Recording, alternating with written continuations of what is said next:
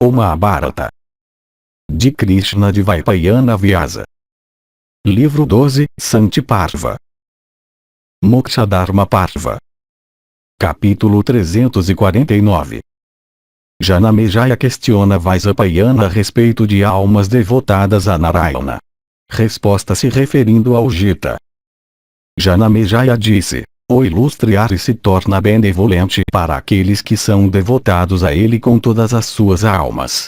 Ele aceita também todo culto que é oferecido para ele em conformidade com a ordenança daquelas pessoas que queimaram seu combustível, isto é, aquelas que se livraram do desejo, e que são desprovidas de mérito e demérito, que obtiveram conhecimento como passado de preceptor para preceptor. Tais pessoas sempre chegam àquele fim que é chamado de quarto, isto é, a essência do Purushottama ou Vasudeva, através dos outros três. Vasudeva é chamado de quarto porque abaixo dele estão Sankarsana, Pradyumna e Aniruddha.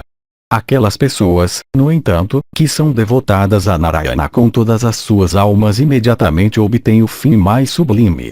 O que é dito nesses dois versos é a diferença entre os fins daqueles que confiam no conhecimento e aqueles que são devotados a Narayana com todas as suas almas. Os primeiros alcançam Vasudeva, é verdade, mas então eles têm que passar gradualmente pelos outros três um após outro, isto é, Aniruddha, Pradyumna e Sankarsana. Os últimos, no entanto, alcançam Vasudeva imediatamente. Sem dúvida, a religião da devoção parece ser superior àquela do conhecimento, e é muito querida para Narayana. Esses, sem passarem pelos três estágios sucessivos, de Aniruddha, Pradyumna e Sankarsana, alcançam imediatamente o imutável Ari. O fim que é alcançado por Brahmanas, que, desempenhando as devidas observâncias, estudam os Vedas com os Upanishads, segundo as regras declaradas, para regular tal estudo, e por aqueles que adotam a religião de Yatis, é inferior, eu penso, àquele alcançado por pessoas devotadas a Ari, com todas as suas almas. Quem promulgou primeiro esta religião da devoção? Foi uma divindade ou um rishi que a declarou? Quais são as práticas daqueles que são citados como devotados com todas as suas almas? Quando aquelas práticas começaram? Eu tenho dúvidas sobre esses tópicos. Remova aquelas dúvidas. Grande é minha curiosidade para te ouvir explicar esses vários pontos. Vaisampayana disse: quando as diversas divisões dos exércitos Pandava e Kuru estavam alinhadas em formação de combate, e quando Arjuna ficou desanimado, o próprio divino explicou a questão sobre qual é o fim, e qual não é o fim alcançado, por pessoas de diferentes qualidades. Eu antes disso já narrei para ti as palavras do santo. A religião pregada pelo santo naquela ocasião é de compreensão difícil. Homens de almas impuras não podem compreendê-la em absoluto. Tendo criado esta religião nos tempos antigos, na era Krita, em perfeita consonância com os Samas, ela é mantida, ó Rei, pelo Senhor Supremo, isto é, o próprio Narayana. Este mesmo tópico foi levantado pelo altamente abençoado Partha Narada pelas palavras do último no meio dos rishis e na presença de Krishna e Bhishma. Meu preceptor, o Krishna nascido na ilha, ouviu o que Narada disse. Recebendo a do rishi celeste, ó o melhor dos reis, meu preceptor a comunicou para mim exatamente da mesma maneira, na qual ele a tinha obtido do rishi celeste. Eu agora a relatarei para ti, ó monarca, da mesma maneira como ela foi recebida de Narada. Escute, portanto, a mim. Naquele kalpa quando Brahma, o Criador, ó Rei, nasceu na mente de Narayana e saiu da boca do último, o próprio Narayana realizou, ó Bharata, seus ritos Daiva e Paitra de acordo com esta religião. Aqueles rishis que vivem da espuma da água então a obtiveram de Narayana. Dos rishis comedores de espuma, esta religião foi obtida por aqueles rishis levam o nome de Vaikanasas. Dos Vaikanasas, Shoma obteve. Depois, ela desapareceu do universo. Depois do segundo nascimento de Brahma, ou seja, quando ele surgiu dos olhos de Narayana, ó Rei, o avô Brahma então recebeu esta religião de Shoma. Tendo-a recebido dessa maneira, Brahma comunicou esta religião, a qual tem Narayana como sua alma, para Rudra. Na era Krita daquele Kalpa antigo, Rudra, devotado ao Yoga, ó monarca, a comunicou para todos aqueles rishis que são conhecidos pelo nome de Valikilias. Pela ilusão de Narayana, ela mais uma vez desapareceu do universo.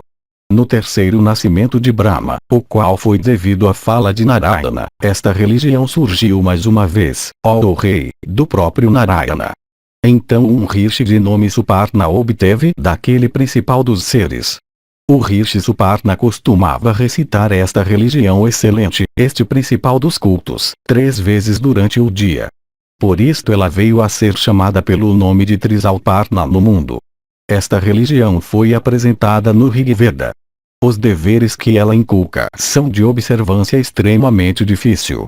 Do Rishi Suparna, esta religião eterna foi obtida, ó o principal dos homens, pelo Deus do Vento, aquele sustentador das vidas de todas as criaturas no universo. O Deus do Vento a comunicou para os rishis que subsistiam do que restava das oferendas sacrificais depois de alimentarem convidados e outros. Daqueles rishis esta religião excelente foi obtida pelo grande oceano. Ela mais uma vez desapareceu do universo e emergiu em Narayana. No nascimento seguinte de Brahman de grande alma, quando ele surgiu do ouvido de Narayana, escute, ó o chefe de homens, o que aconteceu naquele Kalpa. O ilustre Narayana, também chamado Ari, quando decidiu sobre a criação, pensou em um ser que seria poderoso o suficiente para criar o universo. Enquanto pensando nisto, surgiu de seus ouvidos um ser competente para criar o universo. O Senhor de tudo chamou pelo nome de Brahma. Dirigindo-se a Brahma, o Supremo Narayana disse para ele, ó filho, crie todas as espécies de criaturas da tua boca e pés. Ó tu de votos excelentes, eu farei o que for benéfico para ti, pois eu te darei energia e força suficientes para te tornar competente para essa tarefa. Receba também de mim esta religião excelente conhecida pelo nome de Satvata.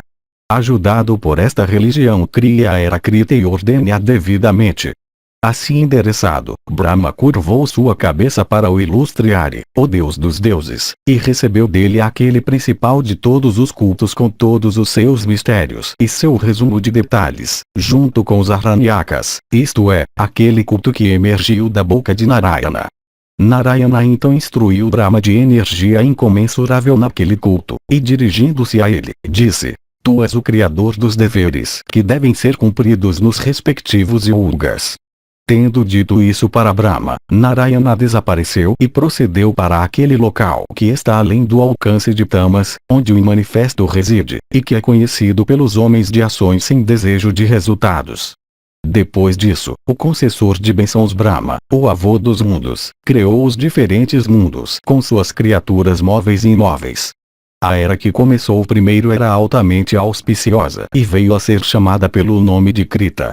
Naquela era, a religião de Sattva existia, permeando o universo inteiro. Isto é, todas as criaturas eram justas e compassivas. De mal, não havia nada naquela era. Com a ajuda daquela religião primeva da virtude, Brahma, o Criador de todos os mundos, adorou o Senhor de todas as divindades, o pujante Narayana, também chamado Ari. Então, para a difusão daquela religião e desejoso de beneficiar os mundos, Brahma instruiu aquele mano que é conhecido pelo nome de Svaroshish naquele culto. Svaroshish Mano, aquele senhor de todos os mundos, aquela principal de todas as pessoas dotadas de força, então alegremente deu conhecimento daquele culto para seu próprio filho, ó rei, que era conhecido pelo nome de Sankapada. O filho de Mano, Sankapada, comunicou aquele conhecimento para seu próprio filho Suvarnabha, que era o regente dos pontos principais e secundários do horizonte. Quando, após o término do Krita Yuga, chegou o Treta, aquele culto mais uma vez desapareceu do mundo. Em um nascimento subsequente de Brahman, ó o melhor dos reis, isto é, aquele que foi derivado do nariz de Narayana, ó Bharata, o ilustre e pujante Narayana o Ari com olhos como pétalas de lótus, cantou ele mesmo esta religião na presença de Brahma. Então o filho de Brahma, criado por um decreto de sua vontade, Sanat Kumara, estudou este culto. De Sanat Kumara, o Prajapati Virana, no início da era Krita, ó o tigre entre os Kurus, obteve este culto. Virana, tendo estudado dessa maneira, o ensinou para o asceta Raivya. Raivya, por sua vez, a comunicou para seu filho de alma pura, bons votos, e grande inteligência, isto é, Kupshi, aquele regente justo dos pontos cardeais e secundários do horizonte. Depois disso, aquele culto, nascido da boca de Narayana, mais uma vez desapareceu do mundo.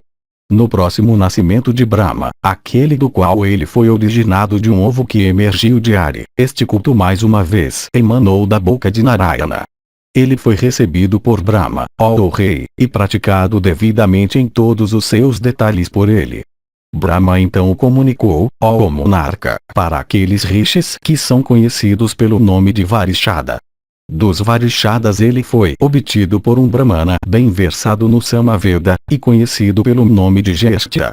E porque ele era bem versado nos Samas, portanto ele foi também conhecido pelo nome de Gestya Samavrata Ari. Um dos principais dos Samas é chamado pelo nome de Gestya. Alguém conhecedor do Gestya Saman teria esse nome. Do Brahmana conhecido pelo nome de Gestya, este culto foi obtido por um rei de nome Avikampana.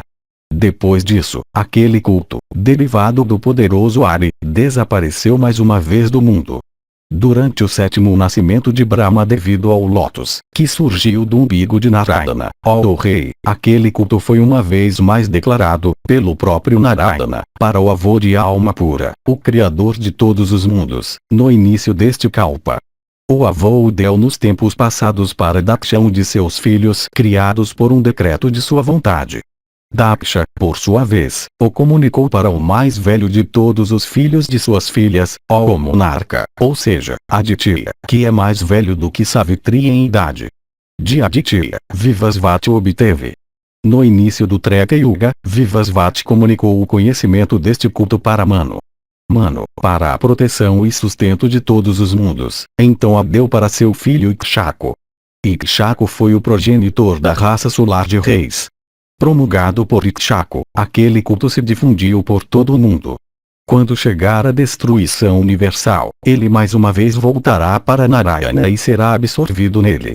A religião que é seguida e praticada pelos Yatis, ó melhor dos reis, foi narrada para ti antes disso no Arijita, com todas as suas ordenanças em resumo. O Rishi Celeste Narada obteve daquele Senhor do Universo, o próprio Narayana, ó Rei, com todos os seus mistérios e resumo de detalhes. Assim, ó monarca, este principal dos cultos é primeiro e eterno. Incapaz de ser compreendido com facilidade e extremamente difícil de ser praticado, ele é sempre mantido por pessoas unidas ao atributo de Sattva. É por meio de atos que são bem realizados e efetuados com um total conhecimento dos deveres e nos quais não há nada que prejudique alguma criatura, que Ari, o Senhor Supremo, venha a ser satisfeito. Algumas pessoas adoram Narayana como possuidor de uma só forma, isto é, aquela de Aniruddha. Algumas o adoram como dotado de duas formas, a de Aniruddha e Pradyumna. Algumas o adoram como tendo três formas, isto é, Aniruddha, Pradyumna e Sankarsana. Uma quarta classe o adora como consistindo em quatro formas, Aniruddha, Pradyumna, Sankarsana e Vasudeva. Ari é ele mesmo o Kshetrajna, a alma. Ele é sem partes, sendo sempre inteiro. Ele é o Jiva em todas as criaturas, transcendendo os 5 elementos primordiais. Ele é a mente, ó monarca, que dirige e controla os 5 sentidos. Dotado da maior inteligência, ele é o ordenador do universo, e o criador dele. Ele é ativo e inativo. Ele é a causa e o efeito.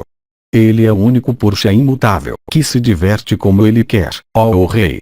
Assim eu recitei para ti a religião dos devotos sem desejos, ó melhor dos reis, incapaz de ser compreendida por pessoas de almas impuras, que eu adquiri pela graça do meu preceptor.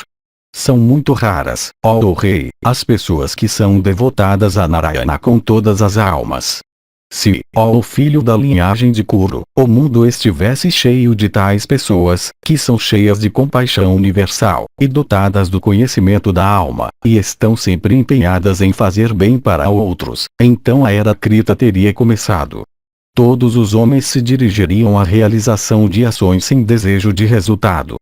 Foi exatamente desta maneira, ó monarca, que aquela principal das pessoas regeneradas, o ilustre Vyasa, meu preceptor, totalmente conhecedor de todos os deveres, falou para o rei Yudhishthira, o justo, sobre esta religião da devoção, na presença de muitos rishis e na audição de Krishna e Bhishma. Ele a obteve do rishi celeste Narada, dotado de riqueza de penitências. Aquelas pessoas que são devotadas a Narayana com todas as suas almas e não têm desejo conseguem chegar à região da maior das divindades, idêntica a Brahma, pura em cor, possuidora da refulgência da lua e dotada de imutabilidade. Janamejaya disse: eu vejo que aquelas pessoas regeneradas, cujas almas despertaram, praticam diversos tipos de deveres. Por que é que outros brahmanas, em vez de praticarem aqueles deveres, se dirigem à observância de outros tipos de votos e ritos? Vaisampayana disse: 3 tipos de tendência, ó monarca, foram criadas em relação a todas as criaturas incorporadas, isto é, aquela que se relaciona com o atributo de Sattva, aquela que se relaciona com o atributo de Rajas, e por fim aquela que se relaciona com o atributo de Tamas, ó Bharata. Em relação às criaturas incorporadas, ó perpetuador da linhagem de Kuru, é a principal aquela pessoa que é unida ao atributo de Sattva, pois, ó tigre entre homens, é certo que ela chegará à emancipação. É com a ajuda deste mesmo atributo de Sattva que alguém dotado dele consegue compreender a pessoa que conhece Brahma. Com relação à emancipação, ela depende totalmente de Narayana. Por isso é que as pessoas que se esforçam pela emancipação são consideradas como compostas da qualidade de Sattva. Por pensar em Purushottama, o principal dos seres, o homem que é devotado com toda a sua alma a Narayana, adquire grande sabedoria. Aquelas pessoas que são dotadas de sabedoria, que têm se dirigido para as práticas deyantes e a religião da emancipação, aquelas pessoas de sede extinta, sempre descobrem que Arya as favorece com a realização de seu desejo. Esse desejo, naturalmente, se relaciona com a aquisição de emancipação. O homem sujeito a nascimento e morte, sobre quem Ari lança um olhar bondoso, deve ser conhecido como dotado da qualidade de Sattva e dedicado ao alcance da emancipação. A religião seguida por uma pessoa que é devotada com toda a sua alma a Narayana é considerada como semelhante ou igual em mérito ao sistema dos Sankhya's. Por adotar aquela religião, alguém alcança o fim mais sublime, e chega à emancipação que tem Narayana como sua alma. Aquela pessoa para quem Narayana olha com compaixão consegue se tornar desperta. Buda ou Pratibuddha literalmente significa desperto. O sentido é que tal pessoa conseguiu rejeitar todas as impurezas e desejos. Ela, por assim dizer, despertou do sono da ignorância e escuridão. Ninguém, ó rei, pode se tornar desperto por meio de seus próprios desejos. Aquela natureza que partilha de Rajas e Tamas é citada como sendo misturada. Ari nunca lança um olhar benigno sobre a pessoa sujeita a nascimento e morte que é dotada de tal natureza misturada e tem, por causa disso, o princípio de Pravriti em si. Somente Brahma, o avô dos mundos, olha para a pessoa que está sujeita a nascimento e morte por sua mente estar dominada pelos 2 atributos inferiores de Rajas e Tamas. Aqueles que seguem a religião de Pravriti obtêm céu, etc., através de seus méritos. Méritos, no entanto, são esgotáveis. Eles têm, portanto, que cair do céu. O Criador Brahma lança seu olhar sobre aqueles que seguem Pravriti. A religião de Nivriti leva à emancipação. É Narayana que olha para os homens que se dirigem a Nivriti. Sem dúvida, as divindades e os rishis são unidos aos atributos de Sattva, ou melhor dos reis. Mas então aqueles que são desprovidos daquele atributo em sua forma sutil são sempre considerados como sendo de natureza mutável. O que é dito aqui é que as divindades e rishis são seguramente dotados de Sattva. Mas então aquele Sattva é de uma grande forma. Por isso, eles não podem chegar à emancipação. É somente aquele Sattva que é de forma sutil que leva à emancipação. As divindades, sem serem capazes de alcançar a emancipação, permanecem em um estado que é mutável ou repleto de mudança. Janamejaya disse: como pode alguém que é repleto do princípio de mudança conseguir chegar àquele Purushottama, o principal Purusha? Diga-me tudo isso, que é, sem dúvida, conhecido por ti. Fale-me também de Pravriti na devida ordem. Vaisampayana disse: aquilo que é o 25º na enumeração dos tópicos feita no sistema Sankhya, ou seja, quando ele é capaz de se abster totalmente das ações, consegue alcançar o Purushottama, que é extremamente sutil, que é investido com o atributo de Sattva em sua forma sutil, e que é repleto das essências simbolizadas por 3 letras do alfabeto, isto é, A, U e M.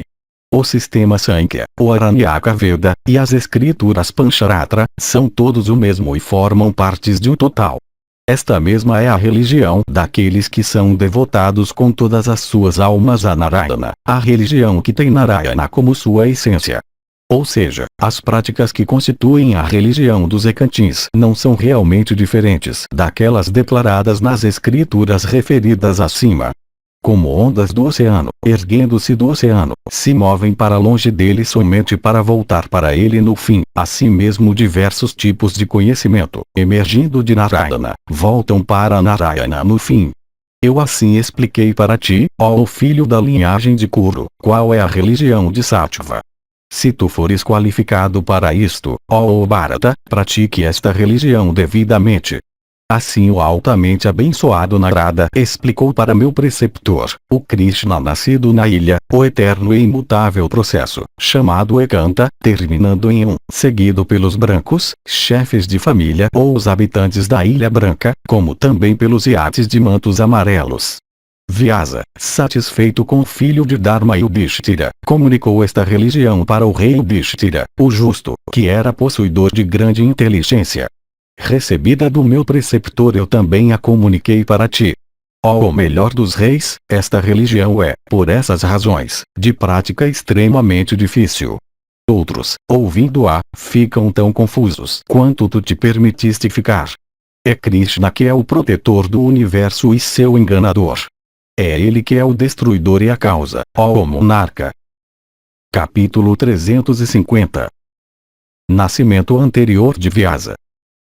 Janamejaya disse: o sistema Sankhya, as escrituras Pancharatra, e os Aranyaka Vedas, esses diferentes sistemas de conhecimento ou religião, ó Rishi regenerado, são prevalecentes no mundo. Todos esses sistemas pregam o mesmo método de deveres, ou os métodos de deveres pregados por eles, ó asceta, são diferentes uns dos outros. Questionado por mim, me fale sobre Pravriti na devida ordem. Vaisampayana disse: eu reverencio aquele grande Rishi que é o dissipador da escuridão, e a quem Satyavati deu a luz por Parasara no meio de uma ilha, que é possuidor de grande conhecimento e que é dotado de grande generosidade de alma. Os eruditos dizem que ele é a origem do avô Brahma, que ele é a 6ª forma de Narayana, que ele é o mais importante dos Rishis, que ele é dotado de Pujansa Yoga, que como o único filho de seus pais ele é uma porção encarnada de Narayana, e que, nascido sob circunstâncias extraordinárias em uma ilha, ele é o receptáculo inesgotável dos Vedas. Na era Krita, Narayana de pujança grandiosa e energia imensa o criou como seu filho. Na verdade, Vyasa de grande alma é não nascido e antigo e é o receptáculo inesgotável dos Vedas. Janamejaya disse: ó o melhor das pessoas regeneradas, foste tu que disseste antes que o Rishi Vasishta teve um filho de nome Saktri e que Saktri teve um filho de nome Parasara, e que Parasara gerou um filho chamado Krishna nascido na ilha dotado de grande mérito ascético. Tu me disseste também que Vyasa é o filho de Narayana. Eu pergunto, foi em algum nascimento antigo que Vyasa de energia incomensurável nasceu de Narayana? Alto de inteligência sublime, fale-me, daquele nascimento de Vyasa que foi devido a Narayana. Vaisampayana disse: desejoso de compreender o significado dos rutis, meu preceptor, aquele oceanos de penitências, que é extremamente dedicado à observância de todos os deveres escriturais e à aquisição de conhecimento, morou por algum tempo em uma região específica das montanhas Himavat.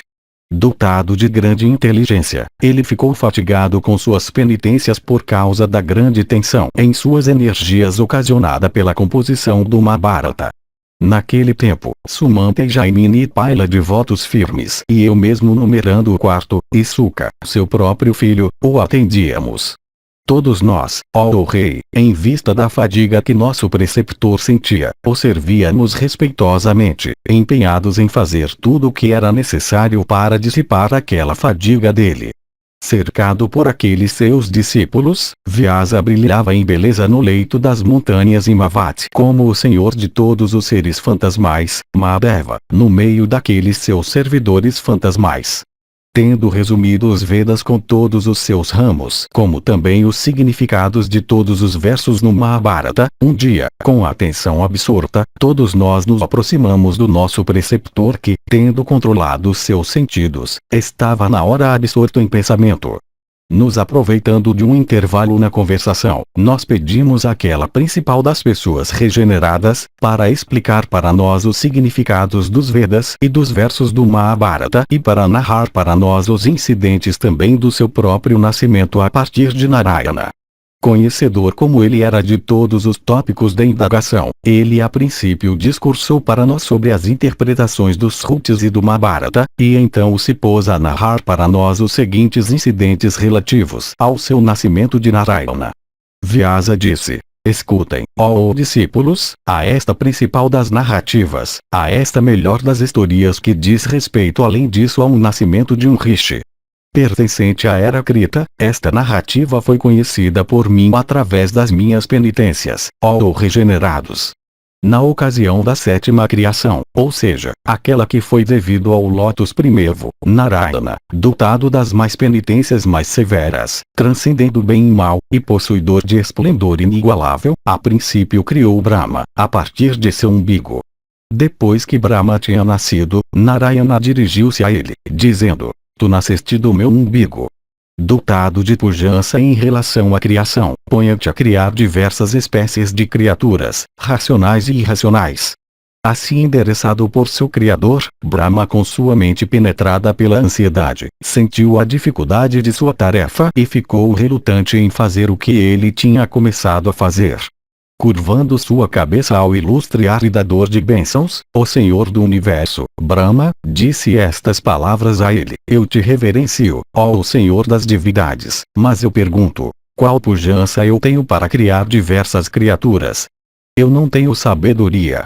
Ordene o que deve ser ordenado em vista disso. Assim endereçado por Brahma, o Senhor do Universo, Narayana, desapareceu imediatamente da vista de Brahma. O Senhor Supremo, o Deus dos deuses, o principal daqueles dotados da inteligência, então começou a pensar. A deusa da inteligência em seguida fez seu aparecimento diante do pujante Narayana. Ele mesmo transcendendo todo yoga, Narayana então, por força de yoga, aplicou a deusa da inteligência apropriadamente. O ilustre e poderoso e imutável Ari, dirigindo-se à deusa da inteligência que era dotada de presteza e bondade e toda a pujança de yoga, disse a ela estas palavras: para a realização da tarefa de criar todos os mundos entre em Brahma. Ordenada assim pelo Senhor Supremo, a inteligência em seguida entrou em Brahma.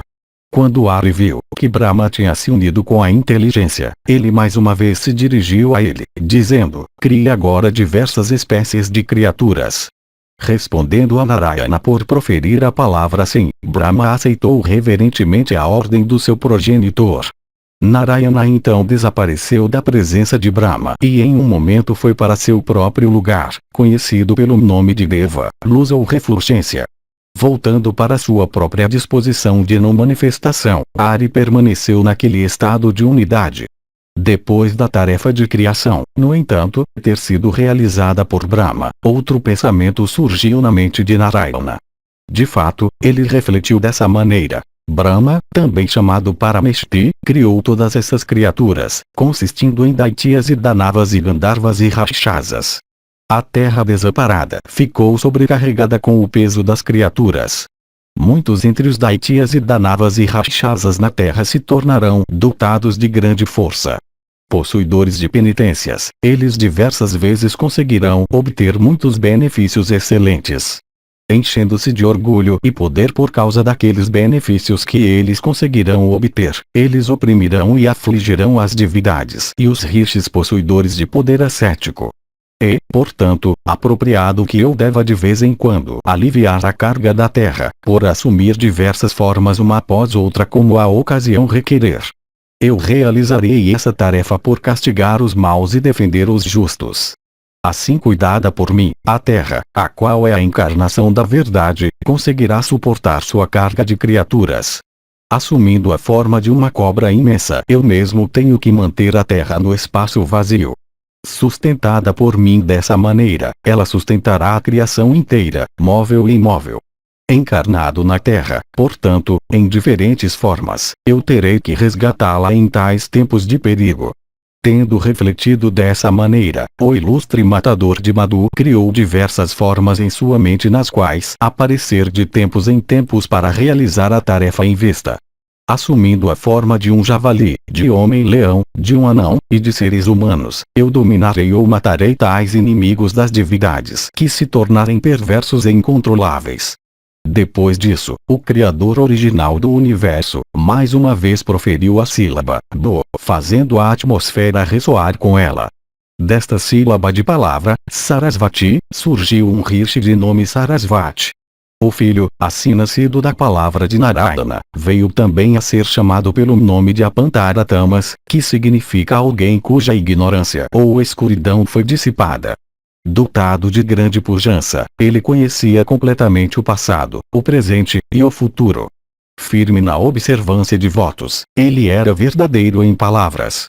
Aquele rishi que, depois do nascimento, tinha curvado sua cabeça para Narayana, o último, que era o criador original de todas as divindades e possuidor de uma natureza que era imutável, disse estas palavras: Tu deves dedicar tua atenção à distribuição dos Vedas, ó o principal de todas as pessoas dotadas de inteligência. Portanto, ó asceta, faça o que eu te ordeno.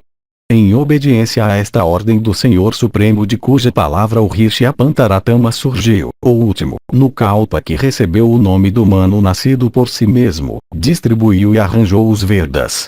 Por aquela ação do rishi, o ilustre Ari ficou satisfeito com ele, como também por suas penitências bem realizadas, seus votos e observâncias, e seu controle dos sentidos ou paixões. Dirigindo-se a ele, Narayana disse: Em cada Manvantara, ó filho, tu agirás dessa maneira em relação aos Vedas. Tu, por causa dessa tua ação, serás imutável, ó regenerado, e incapaz de ser superado por alguém.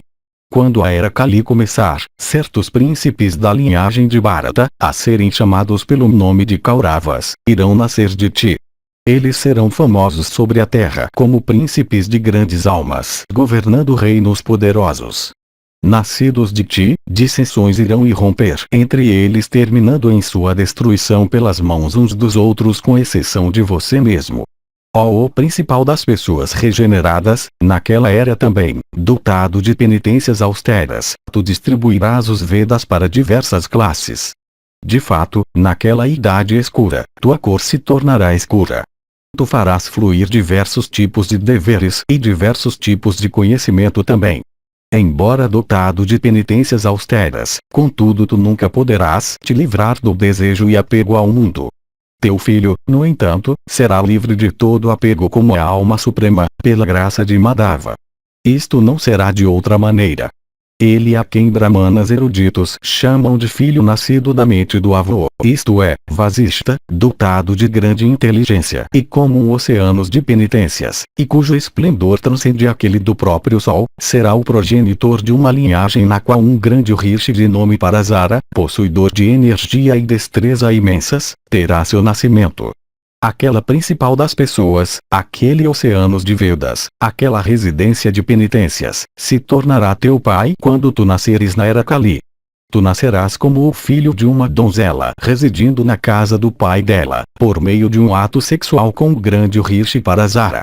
Tu não terás nenhuma dúvida com relação à significação de coisas passadas, presentes e futuras. Dotado de penitências e instruído por mim, tu verás os incidentes de milhares e milhares, de eras passadas há muito tempo. Tu verás através de milhares e milhares de eras no futuro também. Tu, naquele nascimento, me verás, ó asceta, eu que sou sem nascimento e morte, encarnado na terra, como Krishna da linhagem de Yadu, armado com o disco. Tudo isso acontecerá para ti, ó asceta, pelo mérito que será teu por tua devoção incessante a mim. Estas minhas palavras nunca serão diferentes. Tu serás uma das principais criaturas. Grandiosa será tua fama. O filho de Surya, Sun e Saturno irá, em um futuro Kalpa, nascer como o grande mano daquele período. Durante aquele Manvantara, ó filho, tu serás, em relação a méritos, superior até aos manos dos vários períodos. Sem dúvida, tu serás assim pela minha graça. O que quer que exista no mundo representa o resultado do meu esforço. Os pensamentos de outros podem não corresponder às suas ações. Com relação a mim, no entanto, eu sempre ordeno o que eu penso, sem um mínimo impedimento. Tendo dito estas palavras para o Rishi Apantaratamas, também chamado pelo nome de Sarasvati, o Senhor Supremo o despediu, dizendo a ele: vá. Eu sou aquele que nasceu como Apantaratamas pela ordem de Ari. Mais uma vez eu nasci como o célebre Krishna de Vaipayana, um alegrador da linhagem de Vasista. O filho ou o neto é chamado de alegrador por ele ser uma fonte de alegria para o pai ou avô com os outros membros da família. Eu assim disse a vocês, meus caros discípulos, as circunstâncias do meu próprio nascimento anterior que foi devido à graça de Narayana, de tal maneira que eu era mesmo uma parte do próprio Narayana. Ó principais das pessoas inteligentes, eu passei, antigamente, pelas mais severas das penitências, com a ajuda da maior abstração da mente. Ó filhos, movido por minha grande afeição por vocês que são devotados a mim com reverência, eu lhes disse tudo relativo ao que vocês desejavam saber de mim, ou seja, meu primeiro nascimento em dias de antiguidade remota e aquele outro nascimento posterior àquele, isto é, o atual. Vaisampayana continuou. Eu assim narrei para ti, ó monarca, as circunstâncias ligadas ao nascimento anterior do nosso venerável preceptor, Vyasa de mente pura, como pedido por ti. Ouça-me mais uma vez. Existem diversos tipos de cultos, ó sábio nobre, que levam nomes diversos tais como Sankhya, Yoga, Upanchatra, Vedas, e Pasupati. É dito que o promulgador do culto Sankhya é o grande Rishi Kapila. O primeiro Hiranyagarbha, e ninguém mais, é o promulgador do sistema Yoga. O Rishi Apantaratamas é citado como o preceptor dos Vedas, alguns chamam aquele Rishi pelo nome de Prashinagarbha. O culto conhecido pelo nome de Pasupata foi promulgado pelo marido de Uma, aquele mestre de todas as criaturas, ou seja, o alegre Shiva, também conhecido pelo nome de Sreikanta, o filho de Brahma. O ilustre Narayana é ele mesmo o promulgador do culto, em sua totalidade, contido nas escrituras Pancharatra. Em todos esses cultos, o principal dos reis, é visto que o pujante Narayana é o único objeto de explicação. Segundo as escrituras desses cultos e a medida de conhecimento que eles contêm, Narayana é o único objeto de culto que eles inculcam. Aquelas pessoas cujas visões, ó rei, foram cegadas pela escuridão, farão em compreender que Narayana é a alma suprema que permeia o universo inteiro. Aquelas pessoas de sabedoria que são os autores das escrituras dizem que Narayana, que é um Rishi, é o único objeto de culto reverente no universo. Eu digo que não há outro ser como ele. A divindade suprema, chamada pelo nome de Ari, reside nos corações daqueles que conseguiram com a ajuda das escrituras e de inferência dissipar todas as dúvidas. Madhava nunca reside nos corações daqueles que estão sob o domínio de dúvidas e que questionariam tudo com a ajuda de falsa dialética.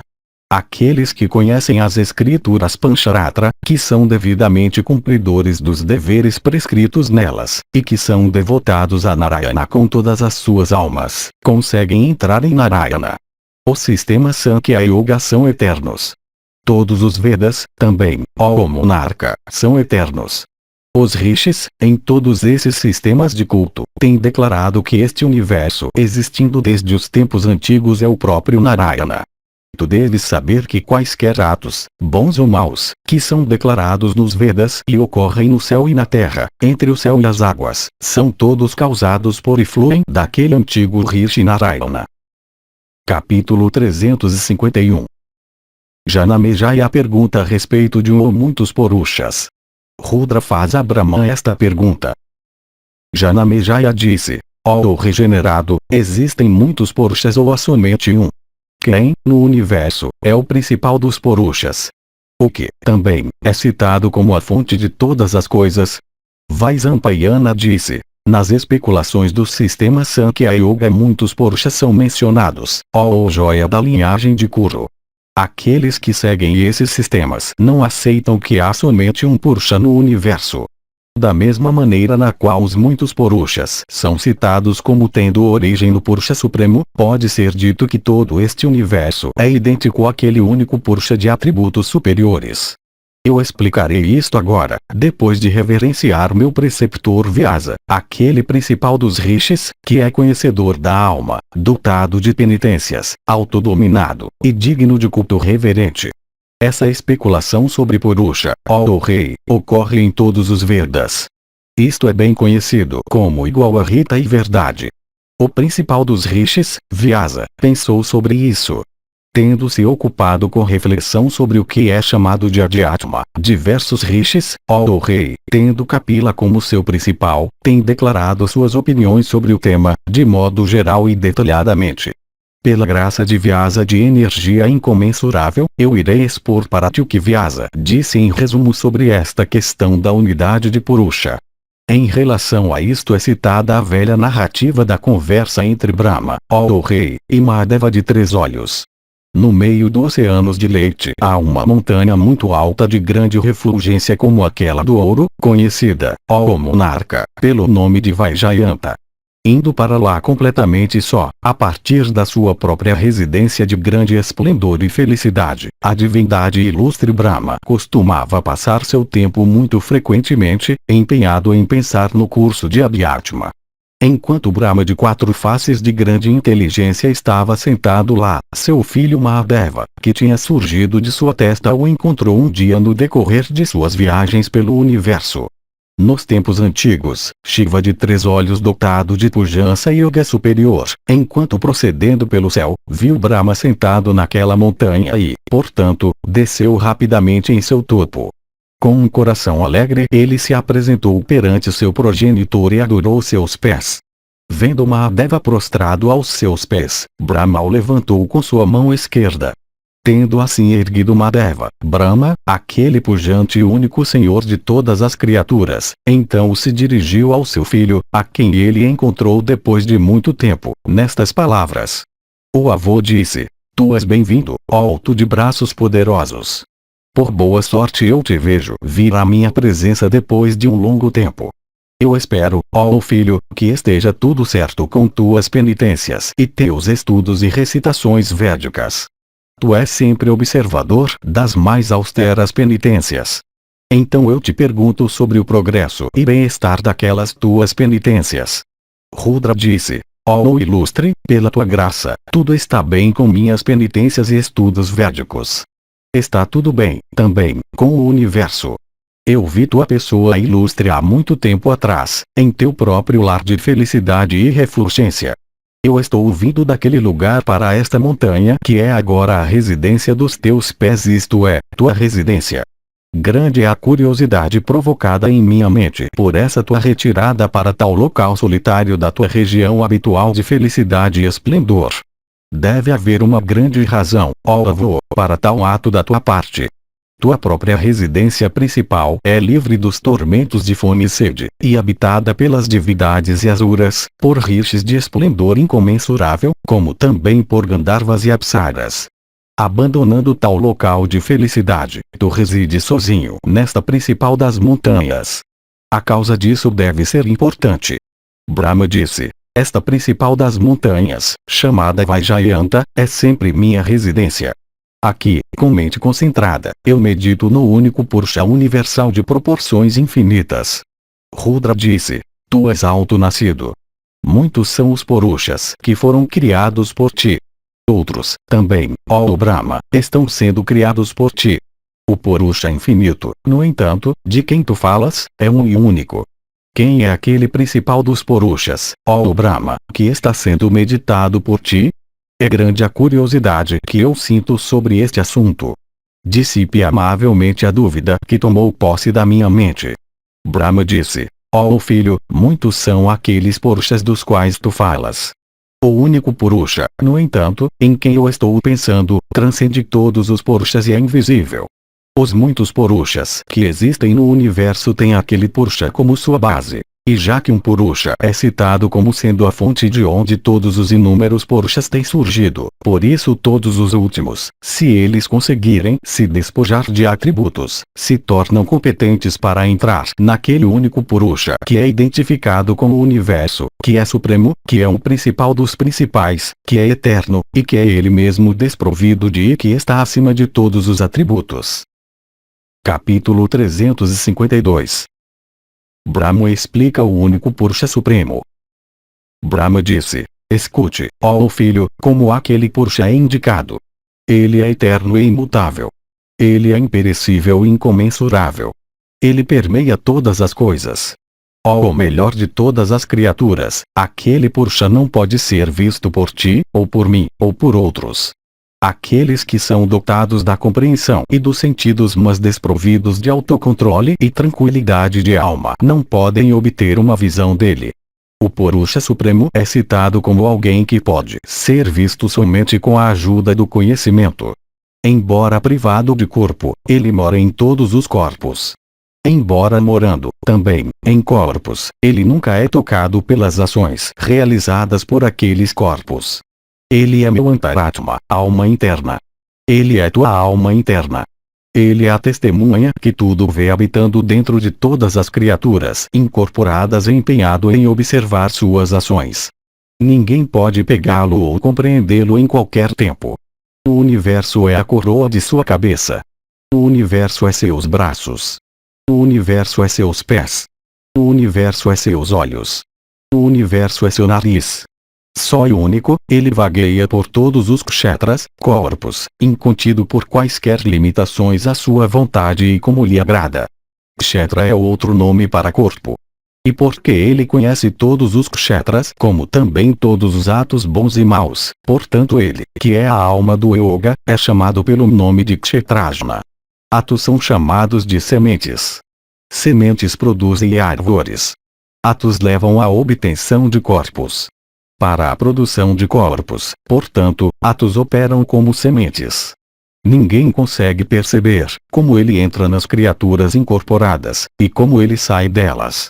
Segundo o modo Sankhya, como também com a ajuda de Yoga e a devida observância das ordenanças prescritas por este, eu estou ocupado em pensar na causa daquele Purusha, mas eu não posso compreender aquela causa, excelente como ela é. Eu irei, no entanto, segundo a extensão do meu conhecimento, falar para ti sobre aquele Purusha eterno e sua unidade e grandeza supremas. Os eruditos falam dele como o único Purusha. Aquele ser eterno merece o título de Mahapurusha, o grande Purusha supremo. O fogo é um elemento, mas ele pode ser visto queimar em 1000 lugares sob 1000 circunstâncias diferentes. O sol é um e único, mas seus raios se estendem pelo amplo universo. Penitências são de diversos tipos, mas elas têm uma origem comum de onde elas têm fluído. O vento é mas ele sopra em diversas formas no mundo. O grande oceano é o único pai de todas as águas no mundo vista sob diversas circunstâncias. Privado de atributos, aquele único Purusha é o universo manifestado em infinidade. Fluindo dele, o universo infinito entra novamente naquele único Purusha, que transcende todos os atributos, quando chega a hora de sua destruição. Por rejeitar a consciência de corpo e os sentidos, por rejeitar todas as boas e más ações, por rejeitar verdade e falsidade, alguém consegue se despojar de atributos. A pessoa que percebe aquele Purusha inconcebível, e compreende sua existência sutil na forma quádrupla de Aniruddha, Pradyumna, Sankarsana, e Vasudeva, e que, por tal compreensão, obtém perfeita tranquilidade de coração, consegue entrar em e se identificar com aquele único Purusha auspicioso. Algumas pessoas possuidoras de conhecimento falam dele como a alma suprema. Outras o consideram como a única alma. Uma terceira classe de homens eruditos o descreve como a alma. No sistema yoga, ele é chamado de alma suprema, pois yogins afirmam a existência de duas almas, a Jivatman e a alma suprema, e asseveram a superioridade da última sobre a primeira. Os Sankhya's consideram a alma Jiva e a alma suprema como uma e a mesma. Uma terceira classe de homens pensa em tudo como alma, não havendo diferença entre a única alma e o universo manifestado em infinidade. A verdade é que ele, que é a alma suprema, é sempre desprovido de atributos. Ele é Narayana. Ele é a alma universal, e ele é o único Purusha. Ele nunca é afetado pelos frutos das ações, assim como a folha do lótus nunca é encharcada pela água que alguém possa jogar sobre ela. O Karanta, alma ativa, é diferente. Esta alma está às vezes engajada em ações, e quando ela consegue rejeitar as ações alcança a emancipação ou identidade com a alma suprema. A alma ativa é dotada de 17 propriedades. A alma ativa está abrigada no Linga Sarira, com o qual ela se torna ora um ser humano, ora uma divindade, ora um animal, etc. As 17 posses são os 5 pranas, mente, inteligência e os 10 órgãos dos sentidos. Dessa maneira é dito que há inúmeros tipos de Purushas em ordem devida. Na verdade, no entanto, há somente um Purusha. Ele é a residência de todas as ordenanças em relação ao universo. Ele é o maior objeto de conhecimento. Ele é ao mesmo tempo conhecedor e o objeto a ser conhecido. Ele é ao mesmo tempo pensador e o objeto do pensamento. Ele é o comedor e o alimento que é comido. Ele é aquele que cheira e o perfume que é cheirado. Ele é ao mesmo tempo aquele que toca e o objeto que é tocado. Ele é o agente que vê e o objeto que é visto. Ele é o ouvinte e o objeto que é ouvido. Ele é aquele que concebe e o objeto que é concebido. Ele é possuidor de atributos e é livre deles. O que foi anteriormente, ó o filho, chamado de Pradana, e é a mãe do Mahatattva, não é outro a não ser a refulgência da alma suprema, porque ele é que é eterno, sem destruição e nenhum fim e sempre imutável. Ele é quem cria a primeira ordenança em relação ao próprio Dhatri. Brahmanas eruditos o chamam pelo nome de Aniruddha. Quaisquer atos, possuidores de méritos excelentes e repletos de bênçãos, que fluem dos Vedas no mundo, têm sido causados por ele. Todas as divindades e todos os rishis, possuidores de almas tranquilas, ocupando seus lugares no altar, dedicam a ele a primeira parte de suas oferendas sacrificais. Eu, que sou Brahma, o mestre primeiro de todas as criaturas, nasci dele, e tu nasceste de mim. De mim tem fluído o universo com todas as suas criaturas móveis e imóveis, e todos os Vedas, ó o Filho, com seus mistérios. Dividido em 4 partes, isto é, Aniruddha, Pradyumna, Sankarsana e Vasudeva, ele se diverte como ele quer. Aquele Senhor ilustre e divino é de tal maneira, despertado por seu próprio conhecimento. Eu assim te respondi, ó filho, de acordo com tuas perguntas, e em conformidade com a maneira na qual a questão é exposta no sistema Sankhya e na filosofia Yoga.